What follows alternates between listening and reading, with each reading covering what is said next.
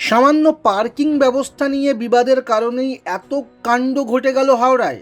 শুধুমাত্র বেআইনিভাবে টাকা তোলার অভিযোগকে কেন্দ্র করেই কি শাসক দল পরিচালিত পুরসভার কমিশনারের সঙ্গে প্রকাশ্য হাতাহাতিতে জড়িয়ে পড়লেন রাজ্যের মন্ত্রী মনোজ তিওয়ারি?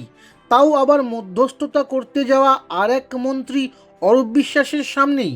বুধবার রাতের ঘটনার পর বৃহস্পতিবার হাওড়ার ক্রিসমাস কার্নিভাল চালু করার কড়া নির্দেশ দিয়েছিলেন মুখ্যমন্ত্রী মমতা বন্দ্যোপাধ্যায়। সেই নির্দেশের তোয়াক্কা না করেই অরূপের সামনে ফের বিবাদে জড়িয়ে পড়ে দুই যুযুধান পক্ষ, হাওড়া পুরসভা এবং মন্ত্রী মনোজের গোষ্ঠী। জানিয়ে ঘরে বাইরে বিতর্ক তৈরি হয়েছে। জেলার রাজনৈতিক বৃত্তের একাংশের দাবি, পার্কিং নিয়ে অভিযোগ নিছকই অজুহাত। মনোজের এই রাগের বহিঃপ্রকাশের বীজ লুকিয়ে রয়েছে গত 2 বছরের নানা ঘটনায়। আর এর সঙ্গে জড়িয়ে রয়েছেন রাজ্যের আরও এক মন্ত্রী অরূপ রায়।